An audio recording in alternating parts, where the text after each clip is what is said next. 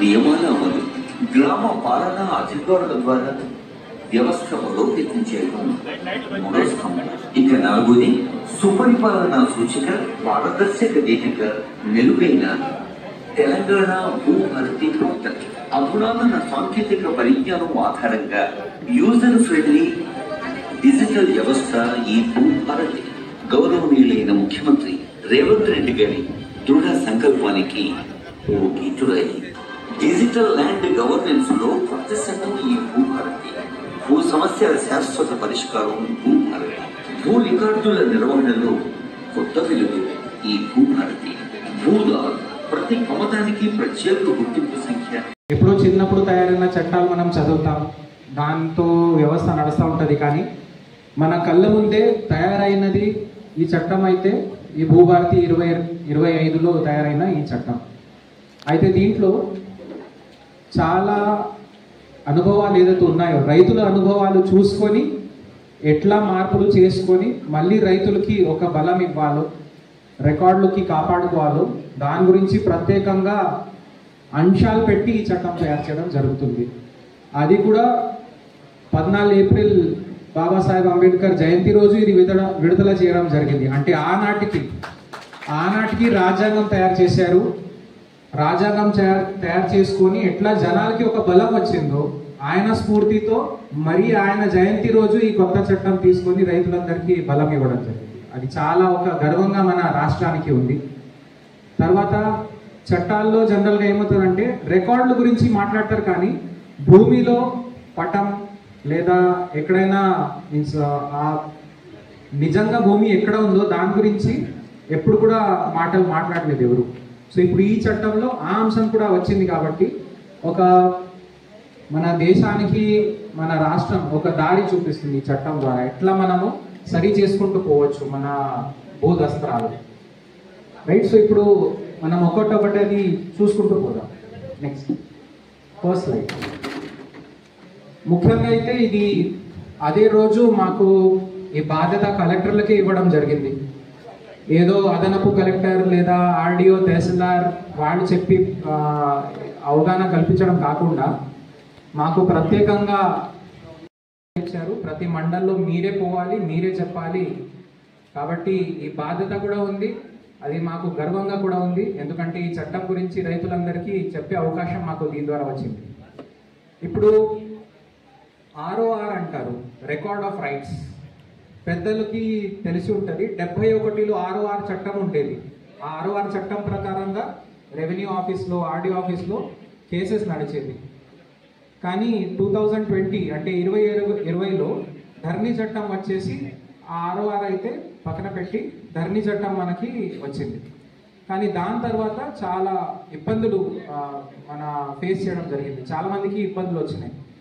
So మళ్ళీ ఒకసారి record of rights, రైతులకి ఉన్న హక్కులకి గుర్తించే రికార్డు తయారు చేసే ప్రణాళిక ఇప్పుడు మళ్ళీ మనము పెట్టబోతున్నాము దీని ద్వారా.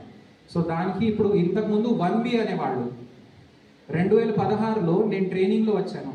అప్పుడు తెలంగాణలో జస్ట్ నేను జాయిన్ అయినాను. అప్పుడు నాకు గుర్తుంది 1B తయారు చేయడం జరిగింది. అందరికీ రైతులందరికీ గ్రామంలో పిలిచి ఈ పేర్లు మీది కరెక్ట్ ఉన్నాయా, మీ సర్వే నెంబర్, మీ విస్తీర్ణం కరెక్ట్ ఉన్నాయా, అట్లా సంతకాలు తీసుకొని అప్పుడు 1B తయారు చేయడం జరిగింది 16-17లో. అది చివరి పహాణి. అది అయిన తర్వాత అదే ఆన్లైన్లో ఎక్కించుకొని ధరణి పోర్టల్లో మొదలైంది. దాని తర్వాత పహానీలు లేకుండా అయిపోయింది రైతులకి. ఏదైనా అడగాలన్నా నా వివరాలు నాకు ఇవ్వండి అంటే తహసీల్దార్ ఏమంటే ఆన్లైన్లో పోయి చూసుకో. సో దానికి ఎందుకంటే చట్టం అట్లా ఉండేది. సో అందుకే మళ్ళీ చట్టమే సవరణ చేసుకొని ఒక మార్గం తీయడం జరిగింది. దాని ద్వారా రైతులకి ఆ వివరాలు అందుబాటులోకి ఇప్పుడు వచ్చేస్తుంది.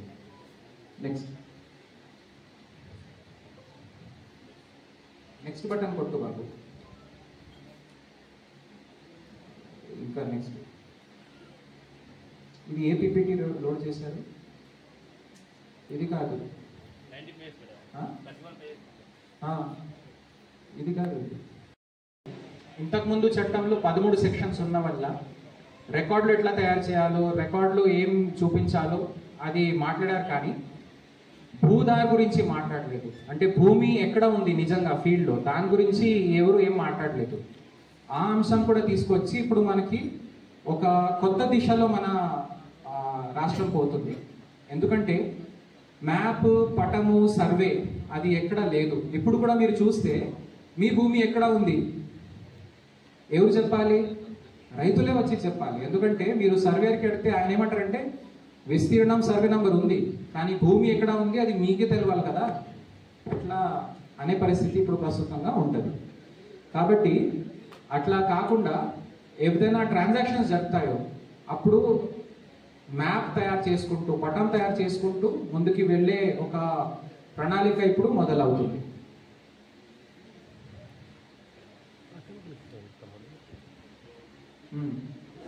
ఇదే నెక్స్ట్ ఫుల్ స్క్రీన్ చేయండి.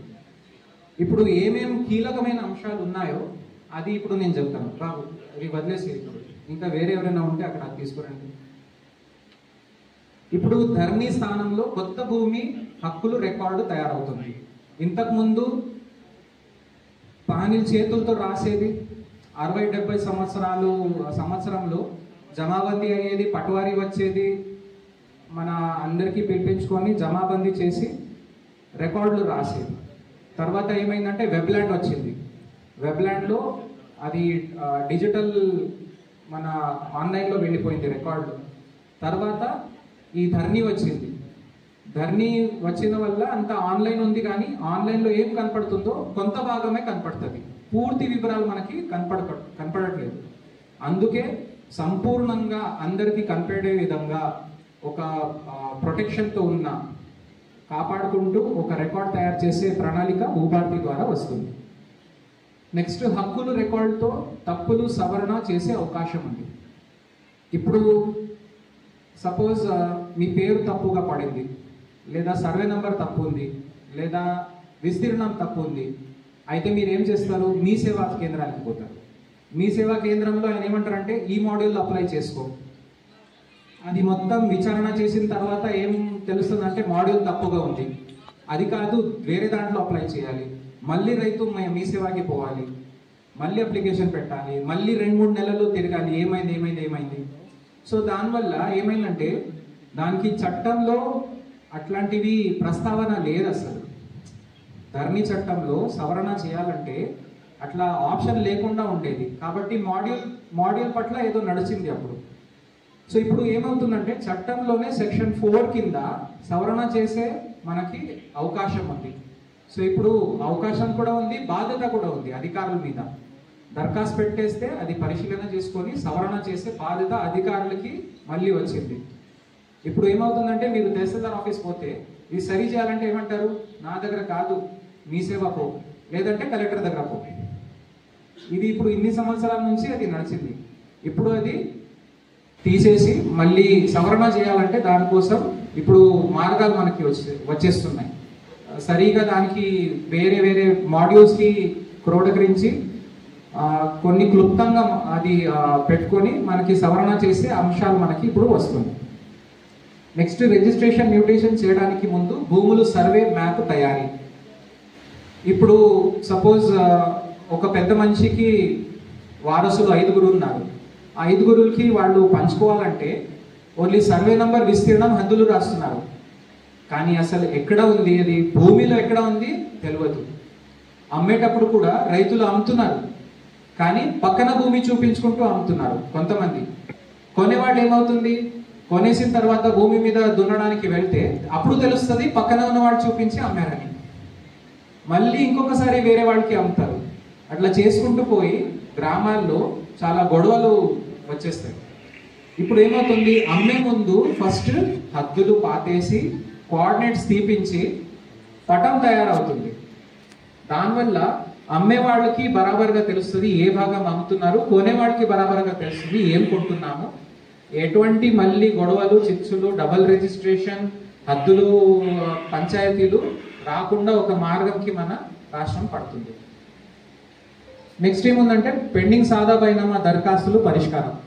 సాదా బైనామా ఒక 20 సంవత్సరం ముందు ఏదైనా రాసి ఉంటే దానికి దరఖాస్తులు పెట్టి ఉన్నారు రైతులు, కానీ ఏమవుతుంది దానికి పరిష్కారం చేయడానికి గతంలో ప్రయత్నం జరిగితే గతంలో కూడా ప్రభుత్వం అది ఒక అప్లికేషన్ తీసుకున్నారు, కానీ పరిష్కారం చేయడానికి పోతే కోర్టు కేసు పడింది. కోర్టు కేసు పడిన తర్వాత ఏమన్నారంటే చట్టంలో లేదు కదా సాదా బైనామా చేయడానికి, ఎట్లా మీరు చేస్తున్నారు, దానివల్ల నిలిపివేత వచ్చేసింది. మళ్ళీ రైతులు అట్లానే ఉండిపోయారు. ఇప్పుడు సాదా బైనామా వచ్చి కొడుకు దున్నుతున్నారు, లేదా మీన్స్ వేరే వాళ్ళు ఎవరైనా కొన్నారు సాదా బైనామాతో, వాళ్ళు దున్నుతున్నారు కానీ పట్టా పాస్బుక్ లేకుండా అయిపోయింది. వాళ్ళు భయంలో ఉన్నారు, ఎవరైనా అమ్మారో మళ్ళీ వాళ్ళ కొడుకులు వచ్చి ఇబ్బంది పెడతారని. ఇది తెల్ల కాగితం విలువ లేదు, నా నాన్న అమ్మలేదు నీకు, ఇది నాదే. కాబట్టి ఈ సాదా బైనామా అప్లికేషన్స్ ఏదైతే పెండింగ్లో ఉన్నాయో దానికి పరిష్కారం చేసే ఇప్పుడు అవకాశం మనకి వచ్చింది. అదేవిధంగా వారసత్వంగా ఇచ్చిన భూములు మ్యూటేషన్ చేసే ముందు నిర్ణీత కాలంలో విచారణ. ఇప్పుడు సక్సెషన్స్ ఎట్లా అవుతున్నాయి, అన్న తమ్ములు అక్క చెల్లెలు అందరూ స్లాట్ బుకింగ్ చేస్తారు. స్లాట్ బుకింగ్ చేసినాక హాజరైపోయి ఒక కాగితం మీద అది జస్ట్ మామూలుగా ఏముంటుందంటే ఎవరెవరు వారసులు ఉన్నారు, ఎవరికి ఎంత పంచుకోవాల్సి ఉంది సంతకం పెట్టి వెళ్ళిపోతారు. తర్వాత తెలుస్తుంది ఖమ్మంలో లేదా ములుగులో ఇంకా అన్న తమ్ములు ఉన్నారు, వాడికి తెలియకుండా వీళ్ళు చేశారని. వాళ్ళు వచ్చి మళ్ళీ ఏమంటారంటే సార్ మాకు తెలియకుండా చేశారు. తహసీల్దార్ ఏమంటారు, మేమేం చేయలేము క్షమించండి, అది మీ కుటుంబ సమస్య. కాబట్టి ఏమవుతుందంటే అనుకోకుండా లేదా కావాలని చాలామంది కుటుంబాల్లో కలహా వచ్చింది, గొడవలు మొదలైనవి. వాళ్ళు ఏమంటారంటే కనీస విచారణ చేయలేరా సార్ మీరు? తహసీల్దార్ ఏమనాల్సి వస్తుందంటే నేను విచారణ చేసేస్తే నన్ను ఒత్తిడి పెడతారు, నువ్వు కావాలని ఆపేస్తున్నావని. సో దాంట్లో తహసీల్దార్సే అది చేయాల్సి వచ్చింది అట్లాంటివి. కాబట్టి ఇప్పుడు మనకి విచారణ చేసే ఒక అంశం వచ్చింది. విచారణ చేసి ఎంతకాలం కావాలన్నా చేయకుండా ఒక నిర్ణీత కాలంలో చేసుకొని ఫైనల్ చేయాలి. ఎస్ వీళ్ళే వారసులు, వీళ్ళకి పోవాలి, ఇట్లా చేస్తున్నారు కాబట్టి వీళ్ళకి ఈ వాటాలు పోతాయి. సో అది ఒక మంచి అంశం. ఇంకా భూమి హక్కులు ఏ విధంగా సంక్రమించినా మ్యూటేషన్ చేసి రికార్డులు నమోదు. ఏ విధంగా సంక్రమించినా అంటే ఒక సక్సెషన్ పోడి అంతేకాదు, రకరకాల మార్గాల ద్వారా భూమి హక్కులు మార్పిడి జరుగుతుంది. వీలునామా, లేదంటే బ్యాంకులో పెట్టి బ్యాంక్ నుంచి వాపస్ తీసుకోవడం. కానీ గతంలో చట్టంలో 3 మార్గాలు ఉండేవి. ఒకటి కొనుగోలు, లేదంటే సక్సెషన్, లేదంటే కోర్టు తీర్పు. దానివల్ల వేరే ఏ మార్గాల నుంచి వచ్చినా కూడా అవకాశం లేకుండా అయిపోయింది. ఆ రైతులు కూడా చెప్పలేరు సార్ ఈ మార్గం ద్వారా నాకు వచ్చింది. సో ఆ మార్గాలన్నీ బంద్ అయిపోయినాయి గతంలో. కాబట్టి ఇప్పుడు ఈ భూభారతి చట్టం ద్వారా మనం అట్లా రాసుకుంటూ రిజిస్ట్రేషన్ చేయించి మన భూ హక్కులు మనకి వస్తాయి, రైతులకి వస్తాయి. పాస్ పుస్తకాల్లో భూమి పటం. ఇప్పుడు మనకి పాస్ పుస్తకం అంటే బ్యాంక్ అకౌంట్ లాగా ఉంది, సర్వే నంబర్, విస్తీర్ణం, సంతకం అంతే. అనువంశికమా పట్టాదారా లేదా ఎట్లా అసైన్డ్ ఉందో అది రాసి ఉంటుంది అంతే. కానీ ఆ భూమి ఎక్కడ ఉంది తెలియదు. సో ఏమవుతుంది, రోజుకి అన్న తమ్ములు గొడవలు నడుస్తాయి, లేదంటే పక్కన రైతులు గొడవలు నడుస్తాయి. ఈ హద్దులు ఇక్కడ కాదు, ఈ హద్దులు 2 ఫీట్ జరిపేసి ఇక్కడ నువ్వు పాతేసినావు, రాత్రి వచ్చి దౌర్జన్యం చేస్తున్నారు వీళ్ళు. దౌర్జన్యం జరుగుతుందా లేదా, నిజమా అబద్ధమా, అది ఎవరైనా చూడాలంటే మార్గం లేకుండా అయిపోయింది. ఎందుకంటే సర్వే నంబర్ హద్దులు మన సర్వేయర్కి తెలుసు, తహసీల్దార్కి కూడా తెలుసు సర్వే నంబర్ ఎక్కడ ఉంది. కానీ సర్వే నంబర్లో పోడి అయినా ఎక్కడైనా పార్సల్స్ ఉన్నాయో దానికి హద్దులు, అది మనకి అట్లా నక్షనే లేదు. ఎక్కడైనా ఉందా? ఏ నక్ష లేదు. మీరు ఎక్కడ 1 ఎకరం మీరు దున్నుతున్నారంటే ఆ 1 ఎకరం ఎక్కడ ఉంది ఆ నక్ష అయితే ఎవరు చూపించలేరు. అది మీరు ఏదైనా తయారు చేయించుకొని సర్వేయర్కి మన మీ సేవలో దరఖాస్తు పెట్టి చేపిస్తేనే అది మీకు వచ్చేస్తుంది. కానీ అది చేయించాలన్నా మళ్ళీ తిరగాలి. సర్వేయర్ ఏమంటారంటే మనకి సర్వేయర్స్ కూడా 8 మంది, 3 నెలలు 4 నెలల తర్వాత తేదీ వస్తుంది. ఆ రోజుకి మీకు జ్వరం వచ్చి మీరు ఇంట్లో ఉంటే మళ్ళీ 4 నెలలు. సో దానివల్ల ఒక నక్ష కోసం తిప్పలు పట్టారు రైతులు. ఇప్పుడు ఆ నక్ష ముందుగానే మీకు మీ పాస్ పుస్తకంలోనే వచ్చే అవకాశం ఉంటుంది. తర్వాత మన భూ సమస్యలు పరిష్కరించడానికి 2 అంచెలు అప్పీల్ వ్యవస్థ. అప్పీల్ వ్యవస్థ కూడా ఎందుకు చాలా కీలకంగా ఉందంటే, ఇప్పుడు గ్రామంలో కొంత ఎక్కడైనా సమస్యలు ఉన్నాయనుకోండి, తప్పు పేరు వచ్చింది, మీ పేరు బదులుగా వేరే వాళ్ళ పేరు వచ్చింది. అది సరి చేయాలంటే మీరు తహసీల్దార్ ఆఫీస్కి పోతారు. ఆయన ఏమంటారంటే, అమ్మ ఇది నా చేతుల్లో లేదు, కలెక్టర్కి పోయి కలవండి అంటున్నారు కదా. కలెక్టర్ దగ్గర వచ్చిన తర్వాత మేమేం చెప్తామంటే, మీరు మీ సేవాలో అప్లై చేసుకోండి, ఈ మాడ్యూల్ అప్లై చేసుకోండి. అట్లాంటివి ఏదైనా కోర్ట్ కేసుకి లేదంటే ఆ మార్గం ఉంటుంది. లేదా ఇద్దరు పార్టీల మధ్యలో గొడవలు ఉంటే మేము ఇచ్చే జవాబు ఏముంది, దయచేసి కోర్టుకి వెళ్ళి న్యాయాలయం నుంచి తీర్పు తీసుకురండి. అట్లా ఎందుకు అనాల్సి వచ్చిందంటే, గత చట్టంలో అట్లాంటివి అవకాశాలు ఉండేవి. కాబట్టి ఇప్పుడు ఉన్న చట్టంలో మనకి 2 అంతస్తుల ఈ అప్పీల్ వ్యవస్థ ఉంది. సో గతంలో ఎట్లా, మీరు తహసీల్దార్ దగ్గర పోతే తహసీల్దార్ న్యాయం చేసేది, మీ కాగితాలు చూపించండి, మీ కాగితాలు చూపించండి, మీ దగ్గర కాగితాలే లేవు, ఈ భూమి మీ పేరు పైన మీరు ఎక్కించుకున్నారు, అది తప్పు, మీది తొలగించి వీడిది నిజంగా ఉంది, న్యాయంగా ఉంది, ఎంక్వైరీ ద్వారా తెలిసింది కాబట్టి మీ పేరు పైన ఎక్కించడం జరుగుతుంది. ఆ వ్యవస్థ ఇప్పుడు వస్తుంది. కాబట్టి పీనపాక మండల్లో ఒక గ్రామంలో సమస్య ఉంటే వాళ్ళు పోయి కలెక్టరేట్ చుట్టూ తిరిగే అవసరం ఉండదు, కొత్తగూడెం కోర్టు చుట్టూ తిరిగే అవసరం ఉండదు. తహసీల్దార్ దగ్గర న్యాయం జరిగిపోతుంది, ప్రశాంతంగా వాళ్ళు ఇంటికి వెళ్ళిపోవచ్చు.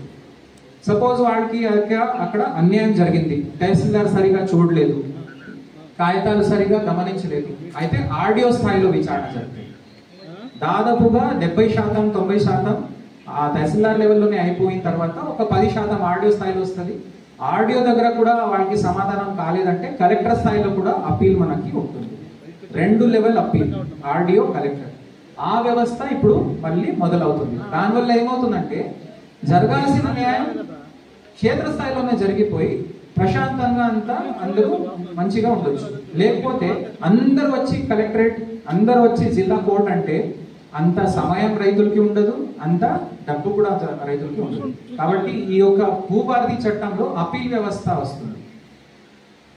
నెక్స్ట్ మనకి భూధార్ కార్డు జారీ చేయడం జరుగుతుంది. అందరికీ ఆధార్ కార్డు ఉంది. మనకి ఆధార్ కార్డులో మన పేరు, తండ్రి పేరు, చిరునామా, ఒక ఆధార్ నంబర్ అట్లా ఉంటుంది. ఇప్పుడు భూమికి ఒక భాగం ఉందనుకోండి, మీ పేరు మీద ఒక భూమి భాగం ఉందంటే దానికి ఏ గుర్తింపు ఉంది? ఏం లేదు.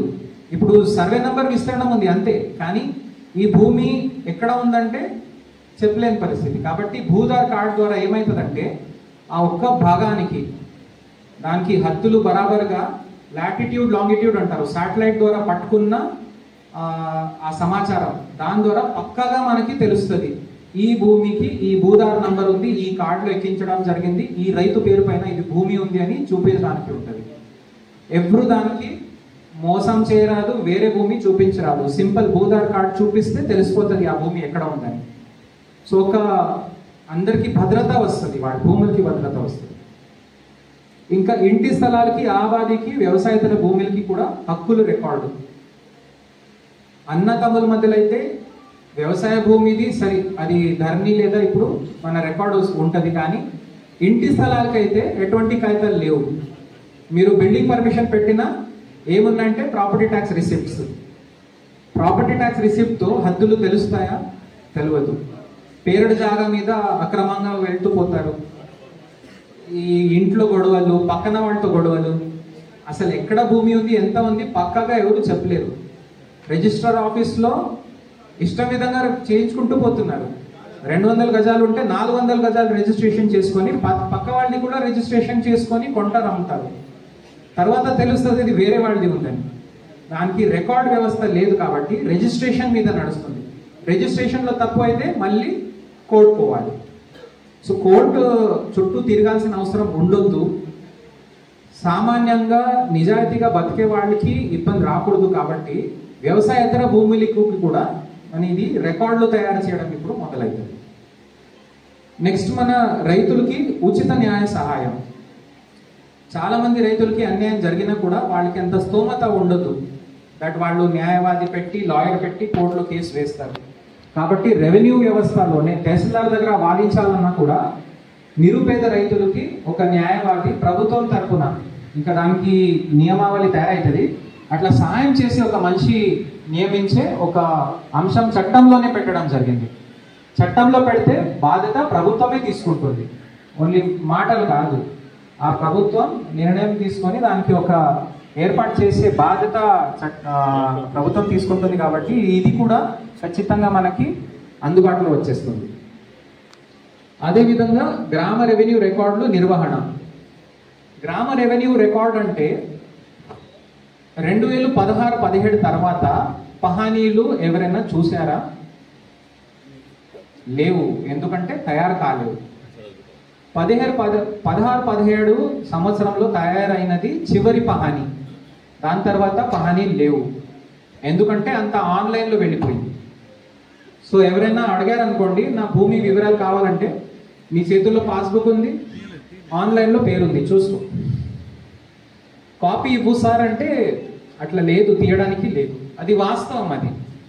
సో అట్లా చట్టంలోనే లేదు కాబట్టి విలేజ్ రికార్డు తయారు చేయకుండా అయిపోయింది. సపోజ్ 18-19లో ఎవరి పేరు వచ్చింది మీరు అడిగారనుకోండి, జవాబు ఇవ్వడానికి లేదు, ఎందుకంటే 5 సంవత్సరాల ముందు పోయి ఆన్లైన్ ఎవరు చూసి చూడలేదు కదా. సో దానివల్ల అనుభవదారు, పట్టాదారు ఎవరున్నారు, భూమిలో కాస్తులో ఎవరున్నారు, ఎవరు పేరు వచ్చింది గతంలో, అది చూడకుండా అయిపోయింది, మనకి కనపడకుండా అయిపోయింది. సో ఎన్ని సంవత్సరాల నుంచి మేము ఉన్నాం సార్, మేము దున్నుతున్నామని చెప్పడానికి వీలు లేకుండా అయిపోయింది రైతులకి. కాబట్టి ఇప్పుడు ఈ చట్టంలో ఏముందంటే ప్రతి సంవత్సరం ఒక పహాని ఆటోమేటిక్గా ప్రింట్ తీయడం జరుగుతుంది, మన అందుబాటులో పెట్టడం జరుగుతుంది. దానివల్ల ఏమవుతుందంటే ఒక సురక్ష ఉంటుంది రైతులకి. ఎస్, మన 25లో నా పేరు వచ్చింది, నేను దున్నాను, అప్పుడు 26లో కూడా ఉన్నాను, అందుకే నేను అంటున్నాను దట్ నాకు హక్కు ఉంది. ఇప్పుడు 21లో ఎవరు దున్నారు దేవుడికే తెలుసు, కానీ లేవు కదా. మీరేమంటారంటే నా దగ్గర పాస్బుక్ ఉంది, పాస్బుక్ పట్టుకొని ఏదో ఒక విధంగా పాస్బుక్ తీసుకొచ్చి ఒక మనిషి నిలబడి ఉంటాడు. ఏమంటారంటే నా దగ్గర పాస్బుక్ ఉంది సార్, నా హక్కు ఉంది భూమి మీద. రైతు ఏమంటాడంటే నీ పాస్బుక్ నీకు ఎట్లా వచ్చింది, నాకేం తెలుసు, నేనే ఉన్నాను కదా ఇన్ని సంవత్సరాల నుంచి. తహసీల్దార్ ఏమంటాడు, నువ్వు ఇన్ని సంవత్సరాలు ఉన్నావు నాకు తెలియదు, ఎందుకంటే రికార్డే లేదు. సో అందుకే ఇప్పుడు ఇది విలేజ్ అకౌంట్ తయారు చేసే ప్రణాళిక ద్వారా రైతులకి సురక్ష వచ్చేస్తుంది. అదేవిధంగా మన మోసపూరితంగా హక్కులు రికార్డులు మార్చి ప్రభుత్వ అసైన్ భూమి, ఎండోమెంట్, వక్ఫ్ భూములకి ఇంకా భూదాన్ పట్టాలు పొందితే రద్దు చేసే అధికారులకి కూడా ప్రభుత్వ భూమి కాపాడాలంటే ముందు నోటీస్ ఇవ్వాలి, తర్వాత విచారణ జరిపించాలి. అట్లా చెయ్యాలన్నా మనకి గతంలో అవకాశాలు లేవు. ఎవరైనా చేస్తే కూడా ఏమవుతుందంటే పాస్బుక్ ఉంది నా దగ్గర, నువ్వు నాకు ప్రశ్నలు అడిగే హక్కు లేదు, అట్లా అయిపోయింది. సో దాని ద్వారా ప్రభుత్వ భూమి కూడా ఉంటే కూడా అధికారులు ఏం చేయలేని పరిస్థితి. సో ఇప్పుడు అధికారులకి ప్రభుత్వ భూమి కాపాడుకోవడానికి కూడా హక్కులు వచ్చినాయి. ఎవరో దౌర్జన్యంగా ప్రభుత్వ భూమి అడ్డంగోలంగా అది కబ్జా చేస్తున్నారంటే ప్రభుత్వ అధికారులకి కూడా హక్కు వచ్చింది ఆపడానికి. సో రైతులకి బాగుంటుంది, ప్రభుత్వ భూములకి కూడా మనం కాపాడగలుగుతాం. నెక్స్ట్ ఇప్పుడు మనము కొన్ని సెక్షన్స్ వివరంగా చూద్దాం. సెక్షన్ నంబర్ 4 ఏమంటుందంటే, ఇది భూభారతి పోర్టల్, దీని ద్వారా మనం ఇప్పుడు తయారు చేస్తున్నాము. సెక్షన్ 4 ఏం చెప్తుందంటే, రికార్డు తయారు చేయడం, రికార్డు సవరణ చేసే హక్కు బాధ్యత అధికారుల మీద పెడుతుంది. సవరణ చేయాలన్నా తయారు చేయాలన్నా ఆ బాధ్యత ఇప్పుడు అధికారుల మీద వేస్తుంది. ఇంతకుముందు ఏమైంది, తప్పు ఉంటే మీరు కోర్టుకి వెళ్ళొచ్చు, మీ చేతుల్లో ఉంది అని రైతుల మీద బాధ్యత వహించారు. ఇప్పుడు అధికారుల మీద ఉంది. సవరణ చేయాలంటే దరఖాస్తు ఎవరైనా పెట్టారంటే మీరు తప్పకుండా చూడాలి, న్యాయం చేయాలని మనకి ఈ అవకాశం వచ్చింది. నెక్స్ట్ ఇప్పుడు సెక్షన్ 4 అండ్ మన రూల్ నెంబర్ 4 ద్వారా ధరణి చట్టంలో రికార్డులు సవరణ కోసం నియమం లేదు. అప్పుడు నియమమే లేదు. మాడ్యూల్ పెట్టారు కానీ మాడ్యూల్ నుంచి వచ్చిన తర్వాత అమలు చేయాలంటే ఏ నియమం కింద చేస్తున్నామంటే తెలియదు. ఎవరైనా ఎక్కువ తెలివి ఉంటే వాళ్ళు డైరెక్ట్గా కోర్టుకి తీసుకుపోయి నిలిపివేత తీసుకొచ్చేది. మీరందరూ ఏం అడిగారంటే, కలెక్టర్ గారు మీరు చేయాలి కదా, ఏదో ఒకటి చేయాలి కదా, నియమం లేదు, నిలిపివేత తీసుకొచ్చారు, మీరు దయచేసి కోర్టు వెళ్ళండి. సో అట్లా జరిగింది ఇప్పుడు ఇంతకాలం. కానీ ఇప్పుడు అది మనకి అది సవరణ చేసుకొని అవకాశం ఇప్పుడు వచ్చింది. నెక్స్ట్ సెక్షన్ 5 ఏం చేస్తుందంటే, కొనుగోలు, దానం, తనఖా, బదిలీ, భాగ పంపకాలు ద్వారా భూమిపై హక్కులు సంక్రమిస్తే తహసీల్దార్ రిజిస్ట్రేషన్ చేసి హక్కుల రికార్డులు మార్పులు చేస్తే పట్టాదారు పాస్ పుస్తకం జారీ చేస్తారు. ఇంతకు ముందు అయితే కొన్ని అంశాలే ఉండేది. కొనుగోలు, భాగ పంపకాలు, కోర్టు తీర్పులు, దానం, వీల్నామా అవన్నీ చేసినా కూడా అది ఎట్లా రిజిస్ట్రేషన్ చేయాలో, ఎట్లా మ్యూటేషన్ చేయాలో ఇది తెలియకుండా ఉండేది. దానివల్ల ఏ మాడ్యూల్ అప్లై చేయాలి అర్థం రాకుండా అయిపోయింది. ఎవరైనా రాసేసి తీసుకొచ్చినా కూడా తెలియదు ఎట్లా చేయాలి. సో ఇవన్నీ అంశాలు ఇప్పుడు సరి అయిపోతాయి. నెక్స్ట్, సో ధరణి చట్టం ప్రకారం సొంత డాక్యుమెంట్ రాసుకోవడానికి అవకాశం లేదు. ధరణి చట్టం ఉన్నప్పుడు సక్సెషన్ చేయాలన్నా ఒక ఫార్మాట్ ఉండేది. దాంట్లో ఓన్లీ వారసుల పేర్లు, సర్వే నంబర్, విస్తీర్ణం అంతే. కానీ అది ఎవరు సంపాదించుకున్నారా భూమి, తాత నుంచి వచ్చిందా, నాన్న నుంచి వచ్చిందా, అన్న తమ్ముల్ది ఉందా, అట్లా రాయడానికి వీలు లేకుండే. దానివల్ల ఏమయ్యేది, అది రిజిస్ట్రేషన్ జరిగిపోయేది సక్సెషన్ది. ఇంకొక తమ్ముడు ఉంటాడు, ఉద్యోగం ఉంది, హైదరాబాద్లో మంచిగా ఉంటున్నాడు, కానీ ఆస్తి మీద కళ్ళుంది. ఆయన వచ్చేస్తారు లాయర్ పట్టుకొని. ఏమంటారంటే ఇది నాన్నగారు సంపాదించినది, నాకు మోసం చేసుకొని వీళ్ళు పంచుకుంటున్నారు, డాక్యుమెంట్లో కూడా ఏం లేదు, వీళ్ళు పేర్లు రాసేసి తీసుకున్నారు. దానివల్ల ఏమవుతుంది, వాళ్ళకి మార్గం దొరుకుతుంది మళ్ళీ ఒక సృష్టించడానికి. డాక్యుమెంట్లో వివరంగా రాయడానికి అవకాశం ఇప్పుడు ఉంటుంది కాబట్టి మనం రాసుకోవచ్చు, ఈ భూమి వీళ్ళ నుంచి వచ్చింది కాబట్టి వీళ్ళు ఇట్లా పంచుకుంటున్నారు కాబట్టి అంతా బరాబర్గా ఉంది. ఆ అవకాశం ఇప్పుడు రైతుల చేతుల్లోనే వాపస్ స్వేచ్ఛ ఇవ్వడం జరిగింది రైతులకి. సో దాని ద్వారా రైతులు భూ రికార్డులు దానికి సురక్ష వచ్చేస్తుంది.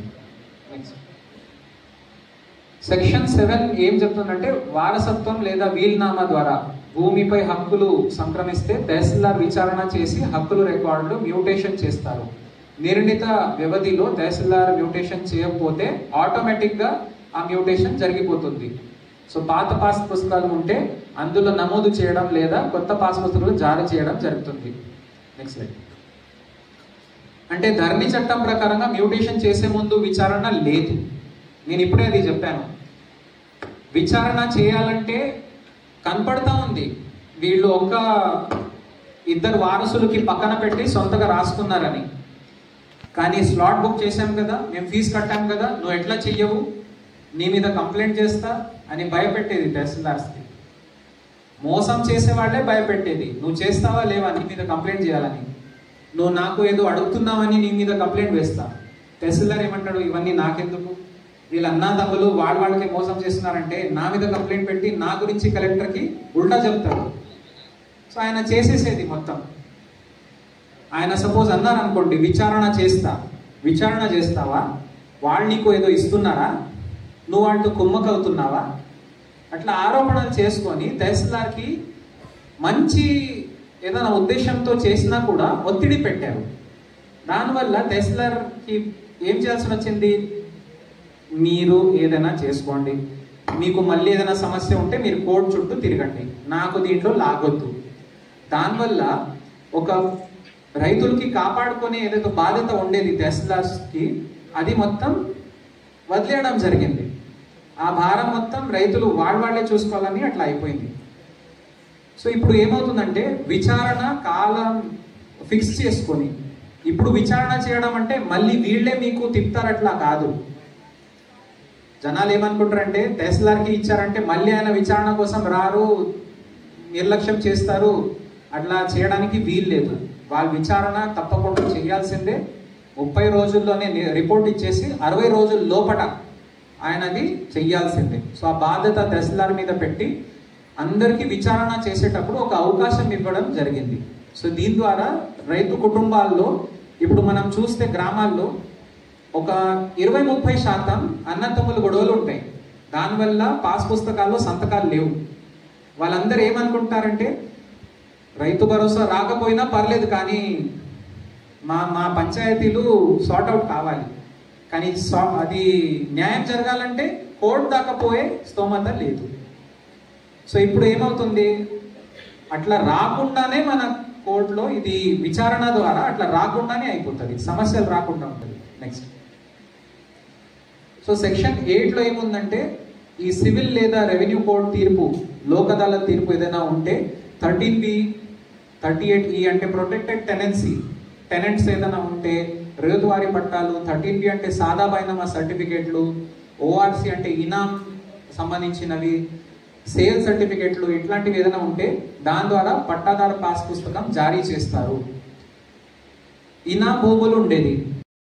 వచ్చేసేసేమో అసైన్మెంట్ ల్యాండ్స్ ఉన్నాయి కదా సార్, వాటికి వచ్చేసేమో పట్టాలు రాలేదు. ఫారెస్ట్కి వచ్చేసేమో ఫారెస్ట్ వాళ్ళు ఏం చేశారు, వాళ్ళు నక్ష తీసుకొని వాళ్ళు ఏం చేశారు, వీళ్ళు అనుభవదారులో ఉన్న వాళ్ళవి మొత్తం ఫారెస్ట్లో వాళ్ళు తీసేసుకున్నారు సార్. ఆ రకంగా వాళ్ళకి పట్టాలు రాలేదు, ఇటు అసైన్మెంట్ ఉన్న పట్టాలు రాలేదు సార్. ఇప్పుడు 2 అంశాలు చెప్పారు. మొదటిది అసైన్మెంట్ అయింది కానీ పట్టా పాస్ పుస్తకాలు రాలేవు. చాలా సంవత్సరాల నుంచి దున్నుతున్నారు, భూమి మీద ఉన్నారు, కాగితం ఉంది కానీ పేరు ఎక్కలేదు. ఈ మధ్యలో ఏమైందంటే పేరు ఎక్కించాలన్నా అట్లా మార్గం లేకుండా అయిపోయింది.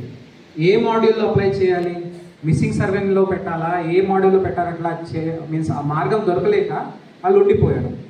ఈ భూభారతి చట్టంలో ఏముందంటే, మీరు భూమిలో ఉన్నారు, మీ దగ్గర కాగితాలు ఉన్నాయి, అది తీసుకొని మీకు పరిష్కారం చేయడానికి సెక్షన్ 4లో మనకి అవకాశం వచ్చింది. కాబట్టి మీకోసం ప్రత్యేకంగా ఈ చట్టంలోనే ఒక అంశం ఉంది. కాబట్టి అలాంటి వాళ్ళందరికీ వాళ్ళకి గుర్తింపు ఇవ్వడానికి, హక్కు పట్టా పాస్ పుస్తకాలు ఇవ్వడానికి ఇప్పుడు వీలు మనకి అవుతుంది. రెండో మాట, అటవీ తర్వాత రెవెన్యూ. అతిపెద్ద సర్వే నెంబర్ ఉంటుంది, దాంట్లో 1000 ఎకరాలు అటవీ ఉంటుంది, 2000 ఎకరాలు పట్టా ఉంటుంది. ముందు నుంచే నక్షాలు తయారు కావట్లేదు. మనకి గతంలో సర్వే నంబరు తర్వాత అటవీ నక్ష బరాబర్గా కూర్చొని ఉంటే ఈ వివాదాలే రాకుండా ఉండేది.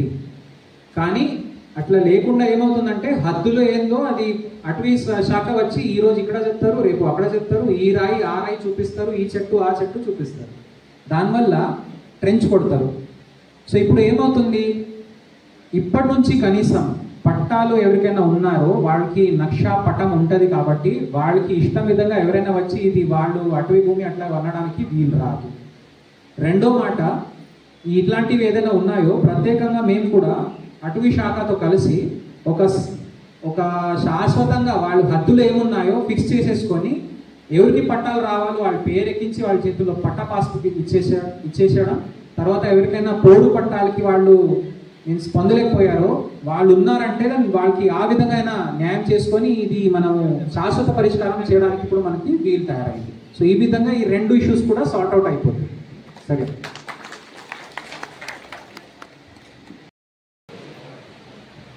నమస్కారం అండి. ఇక్కడ మరి పాతరెడ్డిపాలెం ఒక విలేజ్ ఉంది. 900 ఎకరాల భూమి ఉంది, 11 ఎకరాలకు 1100 ఎకరాలు పట్టాలు. నా భూమిలో కాగా వేరే వాళ్ళకి పట్టాలి, నా పట్ట ఎక్కడో వేరే ఉంది. ఇటువంటి భూములను కూలంకషంగా సర్వే చేసి ఎవరైతే ఉన్నారో వాళ్ళకి పట్టాలకు ఇచ్చే ఏర్పాటు చేయాలంటే నేను తనను కోరుతాను. బరాబర్, ఇది పెద్ద సమస్య. ఎందుకంటే ఏమైందంటే, తాత ఏదో ఒక సర్వే నంబర్లో దున్నారు, పక్కన సర్వే నంబర్లో వాళ్ళు లావాదేవీ చేసుకొని వేరే సర్వే నంబర్లోకి వచ్చేసారు. కానీ పాస్ పుస్తకం మాత్రం ఆ సర్వే నెంబర్ది ఉంది. ఇప్పుడు పరిస్థితి ఏం తయారైందంటే, పాస్ పుస్తకం ఈ సర్వే నెంబర్ది ఉంది కానీ వేరే సర్వే నెంబర్లో దుంతున్నారు. సో దానికి ఇప్పుడు అందుకే దీనికి ఒకేసారి అంతా చేయాలని మనం ప్రయత్నం చేస్తే ఏమవుతుందంటే, ఇంకా ఊర్లోకి హడావిడిగా క్రియేట్ అయిపోతుంది. చాలామంది రైతులు ఏమంటారంటే, మా తప్పు లేదు కదా, ఇప్పుడు మీరు వచ్చి ఈరోజు ఏం చెప్తున్నారంటే నీది ఈ సర్వే నెంబర్ కాదు ఆ సర్వే నెంబర్ ఉంది. దానివల్ల లేని సమస్యలు నిర్మాణం కావద్దు. కాబట్టి మనము ఏం చేస్తున్నామంటే, లావాదేవీలు చేసేటప్పుడు చెక్ చేసుకుంటూ పోతాం. ఇప్పుడు నేను వచ్చి రేపు మీ ఊర్లో వచ్చేసి చెప్పాను అనుకోండి, మీది ఈ సర్వే నెంబర్ లేదు తాతగారు, ఆ సర్వే నెంబర్ ఉంది. మీరేమంటారంటే ఆ సర్వే నెంబర్లో ఇప్పించు మరి నాకు. కానీ దానివల్ల ఏమవుతుంది, ఆ సర్వే నెంబర్లో కూడా ఎవరో ఒకరిది పేరు రాసి ఉంటుంది. వాళ్ళు ఏమంటారంటే మా సగతి ఏంటి సార్. సో అట్లాంటివి అనుమానాలు రాకూడదు. కాబట్టి మేమేం చేస్తామంటే మీరు ఈ రోజుకి మా దగ్గర వచ్చారు, మేము అక్కడి నుంచి మొదలు పెడతాం. ఎస్, ఈయన ఈ సర్వే నెంబర్ అన్నారు కాబట్టి ఈ వేరే సర్వే నెంబర్లో వేరే ఎవరు ఉన్నారు, భూమి లేకుండా కూడా ఎవరి పేరు వస్తుంది, ఆ ప్రక్షాళన ఇప్పుడు మనం చేసుకుంటూ పోతాం. కాబట్టి ఇది ఒకేసారి అట్లా చిటికి వేస్తే కాదు. సో అది ఇప్పుడు కనీసం మొదలవుతుంది. ఇంతకుముందు ఏమైందంటే మార్గమే లేకుండా అయిపోయింది కదా.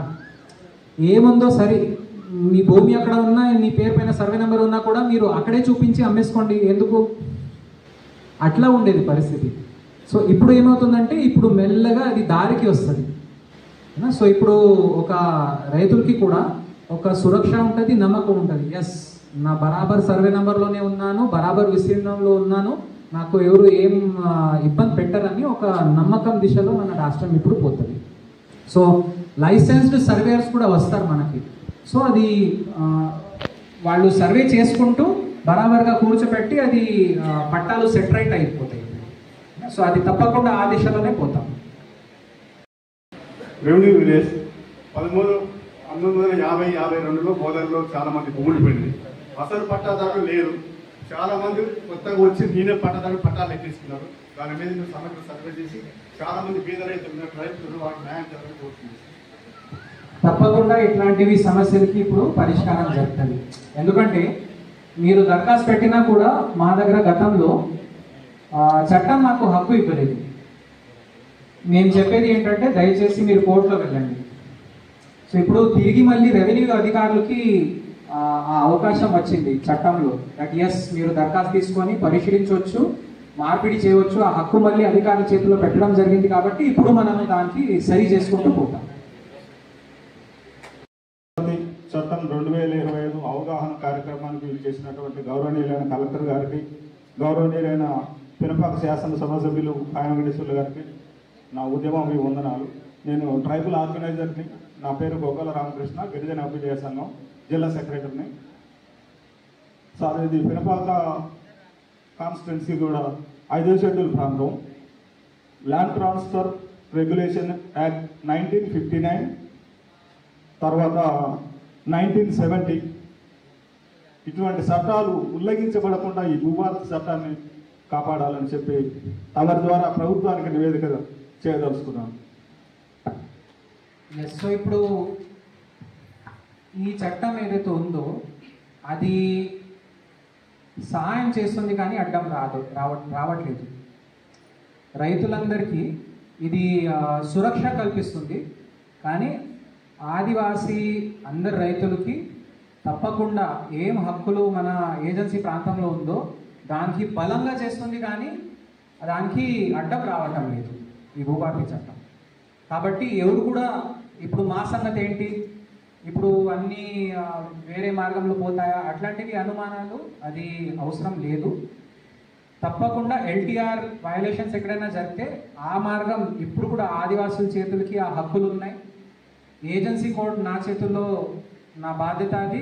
తప్పకుండా ఎక్కడైనా సమస్యలు ఉంటే అది మేము పరిశీలిస్తాం. కానీ సివిల్ కోర్టు వ్యవస్థ వేరు, రెవెన్యూ కోర్టు వ్యవస్థ వేరు. సో రెవెన్యూ కోర్టు లాభాలు పొందుతూ కూడా ఆదివాసులకి న్యాయం జరుగుతుంది, కానీ ఏజెన్సీ చట్టాలకి వ్యతిరేకంగా ఎటువంటి అంశం దీంట్లో లేదు. కాబట్టి ఎవరు కూడా దాంట్లో అధైర్యపడాల్సిన అవసరం లేదు. ఈ 3 సంవత్సరాల్లో పెట్టిన ధరణి స్టేటస్ అప్లికేషన్ ఎవరు చూపెట్టలేదు. First question. సెకండ్ క్వశ్చన్, ఈ అప్లికేషన్ స్టేటస్ చూపించకుండా అంటే భూభారతిలో ఈ ధరణికి సంబంధించిన డేటా మొత్తం ట్రాన్స్ఫర్ చేశారా, చేయలేదా? చేస్తే భూభారతి కూడా చూపించలేదు. Third question, MRO office, tehsil ఆఫీసులో పినపాకలో కానీ భద్రాచలం ఆఫీసు కానీ ప్రజెంట్ పెండింగ్లో ఉన్న అప్లికేషన్ పరిస్థితి ఏంటి? 3 ప్రశ్నలు అడిగారు. ఫస్ట్, ధరణి సమయంలో పెట్టిన అప్లికేషన్ స్టేటస్ కనపడుతుందా? ఎస్, కనపడుతుంది. అప్లికేషన్ నంబర్ పెట్టేస్తే ఇప్పుడు తీసేసారా? కొత్తగా దాంట్లో కనపడుతుంది. ఓకే, సరే. కనపడకపోయినా కూడా మాకు అవన్నీ డిస్పోజ్ చేయాలని ఆదేశాలు ఉన్నాయి. కాబట్టి మన జిల్లాలో దాదాపుగా ఒక 3000 అప్లికేషన్స్ ఉన్నాయి. చెప్పండి. ఇంకో విషయం సార్, డిస్పోజ్ చేయొచ్చు, నో ప్రాబ్లం. కానీ బట్ అమౌంట్ కట్టి ఉంది కదా సార్, రైతులు ఇబ్బంది పడతారు కదా. ఇప్పుడు ఫర్ ఎగ్జాంపుల్ వారసత్వానికి 1000 రూపాయలు కడతాం, సారీ 2500 కడతాం, అప్లికేషన్ డేటా కరెక్షన్ కాబట్టి 1000 రూపీస్ కడతాం. అట్లా కొన్ని లక్షల రూపాయల డబ్బులు కట్టింది కదా సార్, ఆ రైతు మొత్తం రాసుకోవాలా? లక్షల రూపాయలు ఎవరు కట్టారు? ఒక మనిషి కట్టలేదు కదా. ఒక మనిషికి 1000 రూపాయలు కడితే దాదాపు 100 మంది ఎంత కట్టారు సార్? 100 మంది కట్టలేదు సార్. నేను చెప్పేది ఎగ్జాంపుల్ మీరు చెప్పొచ్చు. అట్లాంటివి అయితే కోట్ల రూపాయల్లో ఉంది. కానీ ప్రభుత్వం ఏం చేసింది? నేను అదే చెప్తున్నాను కదా, దాంట్లో కోరేది అప్లికేషన్ పెట్టిన మనిషి ఏం కోరుతారు? డబ్బు కాదు, పరిష్కారం కదా. పరిష్కారం చేసే ప్రణాళిక ఆగట్లేదు కదా. మీ 3 ప్రశ్నలకి సమాధానం విన్న తర్వాత ఇంకా అడగండి. 2వ ప్రశ్నానికి జవాబు ఏముందంటే, గతంలో ఎక్కిన దానికి సంగతి ఏంటి? గతంలో ఏం రికార్డ్ ఎక్కిందో అది 1B ఉంది కాబట్టి, ముందుగా అయితే అదే బేస్ రికార్డ్ ఉంది కాబట్టి అది కంటిన్యూ అవుతుంది. లేకపోతే ఉన్న పేర్లు కూడా తీసే పరిస్థితి రాకూడదు కదా. ఉన్న పేర్లైతే అట్లా ఉండాలి. ఎవరికైనా సవరణ కావాలో అట్లా అవకాశం లేకుండా అయిపోయింది గతంలో. ఇప్పుడు సవరణ చేసే అవకాశం వచ్చింది కాబట్టి పాత రికార్డ్స్ అయితే అవే కంటిన్యూ ఉన్నాయి ఆన్లైన్లో కూడా. దానికి ఇప్పుడు సవరణ చేసి సరి చేసే అవకాశం ఇప్పుడు మనకి వచ్చింది. 3వ ప్రశ్నానికి జవాబు ఏంటంటే, ఎన్ని అప్లికేషన్స్ పెండింగ్ ఉన్నాయి, మీరు ఏం చేస్తున్నారంటే, మేము దానికి ఇప్పుడు 1 నెల లోపట అయ్యేది అప్రూవ్ కానిలేనిది ఆర్డర్ చేసేసి, రిజెక్ట్ అంటే ఒట్టి రిజెక్ట్ కాదు, కారణాలు ఇస్తూ మేము చెప్తాము దట్ ఈ కారణం వల్ల రిజెక్ట్ చేస్తున్నాం. సో అట్లా మొత్తం అది క్లియర్ అయిపోతాయి. అప్రూవల్ చేయాల్సినవి కొత్త చట్టం వచ్చింది కదా మేము చెయ్యమట్లా నేను అనట్లేదు, ఎవరు అనట్లేదు. దాంట్లో 1000 రూపాయలు కట్టుకొని ఎవరైనా దరఖాస్తు పెట్టారో దాంట్లో కూడా ఏదైనా అప్రూవ్ అవుతాయో ఖచ్చితంగా అది అప్రూవ్ చేసుకొని మేము అది పూర్తి చేసేస్తాం. కాబట్టి వాళ్ళు నష్టపోతారు, అట్లా లేదు. జితేష్ పాటిల్ కలెక్టర్ గారు, మన కలెక్టర్ గారికి, వేదిక మీద ఉన్నటువంటి ఆర్డీఓ గారికి, ఏడీఐ గారికి, ఎంఆర్ఓ గారు, ఎంపీడీఓ గారు, వివిధ శాఖల అధికారులు, హాజరైనటువంటి రైతు సోదరులు, మహిళా సోదరీమణులు, మీడియా వారికి ముందుగా నా తరఫున నమస్కారం. మన కలెక్టర్ గారు ఈ కొత్త చట్టం గురించి స్క్రీన్ మీద పాయింట్ వైజ్గా మాట్లాడుతూ చాలా చక్కటి వివరణ ఇచ్చారు. ఈ కొత్త చట్టం గతంలో ఉన్న ధరణి చట్టంలో జరిగినట్టు లోపాలు ఏంటి, ఈ కొత్త చట్టం వల్ల జరిగే ప్రయోజనాలు ఏంటి, ఏ సెక్షన్లో ఏ రూపంలో దేనికి వెళ్తే మనకు న్యాయం జరుగుతుంది, ఎందులోకి ఎట్లా వెళ్ళాలి, దాని యొక్క ఉద్దేశం ఏంటి, ఆ సమస్య, రకరకాల సమస్యలు ఉంటాయి భూములలో, ఏ సమస్యలో ఏ సెక్షన్లో వెళ్తే మీకు న్యాయం జరుగుతుంది, ఎవరిని సంప్రదించాలి అనే కోణంలో చాలా చక్కగా ప్రజెంటేషన్ చేసినారు. మనకు ఒక చక్కటి అవగాహన కల్పించినటువంటి కొత్త చట్టం మీద ఈ పినపాక మండలంలో ఉన్నటువంటి రైతాంగానికి వారికి నేను ముందుగా ధన్యవాదాలు తెలియజేస్తా ఉన్నా. ఇది భూభారతి చట్టం అనేది ఏంటంటే భూ హక్కులకు రక్షణకు సంబంధించిన చట్టం. భూ రైతుల సమస్యలు సత్వర పరిష్కారం కోసం మరి చట్టం తీసుకురావడం జరిగింది. ఎన్నికల ముందు మన ముఖ్యమంత్రి రేవంత్ రెడ్డి గారు చెప్పినట్టుగా ధరణి చట్టం అనేది వీళ్ళు వాళ్ళు కాదు, అన్ని వర్గాల ప్రజలు, భూములతో సమస్యలు ఉన్న వాళ్ళందరూ కూడా బాధలు పడ్డారు, కష్టాలు పడ్డారు. అది వాస్తవం.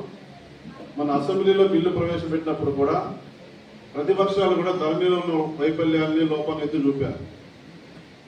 ప్రతిపక్షాలు కూడా అంత చట్టాన్ని అందరికీ, అన్ని వర్గాలకు భూముల మీద స్పష్టత లేనటువంటి వాళ్ళందరికీ కూడా ఇబ్బందులు కలగజేసింది, కష్టాలు కలగజేసింది, బాధలు కలగజేసింది. గవర్నమెంట్ రాగానే కొత్త చట్టం తీసుకొస్తాం, అన్ని వర్గాలకు ఈ భూమిని నమ్ముకొని భూమితో అనుబంధం ఉన్నటువంటి రైతులకు, ఇతరులకు భూమి సమస్య లేకుండా పరిష్కారం చేస్తామని చెప్పేసి ఏదైతే గౌరవ ముఖ్యమంత్రి రేవంత్ రెడ్డి గారు చెప్పారో దాని ప్రకారమే ఈ భూభారతి చట్టం అనేది మామూలు విషయం కాదు. వట్టిగా రాలా, తెల్లారికే రాలా. గవర్నమెంట్ వచ్చి 14-15 నెలలు అవుతా ఉంది. ధరణి చట్టాన్ని పక్కా తీసేసి మీకోసం, అందరి కోసం, అందరి సమస్యలు, భూ సమస్యల పరిష్కారం కోసం భూమి మీద హక్కు, భూమి మీద భద్రత కల్పించాలి. భూమి నాది, ఎవరు కూడా ఏదైతే చూపడానికి వీలు లేదు. ఆ భూమిని నమ్ముకున్న రైతు గౌరవంగా బతకాలి. ఈ ఆస్తి నాది, నా వారసులు అనే గట్టి నమ్మకాన్ని కల్పించాలని సుదీర్ఘమైనటువంటి అనేక సమీక్షలు చేసి, మేధావుల సలహాలు సూచనలు తీసుకొని, అన్ని పార్టీల సలహాలు సూచనలు తీసుకొని, అపారమైన అనుభవం ఉన్నటువంటి ఈ రంగంలో, రెవెన్యూ రంగంలో అనుభవం ఉన్నటువంటి అధికారుల సలహాలు సూచనలు తీసుకొని సబ్ కమిటీ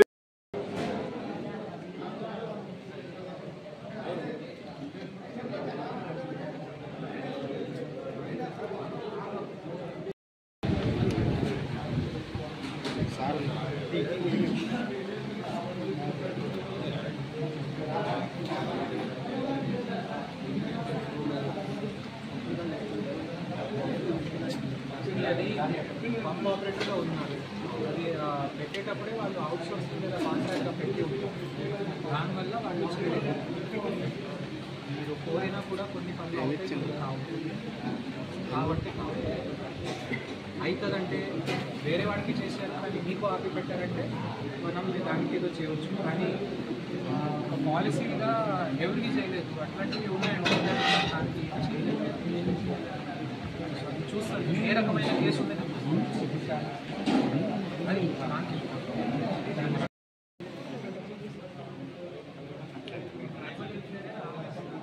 సరిగా ఇవ్వట్లేదు.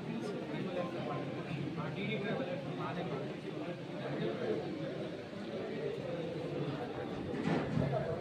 కాదు అసలే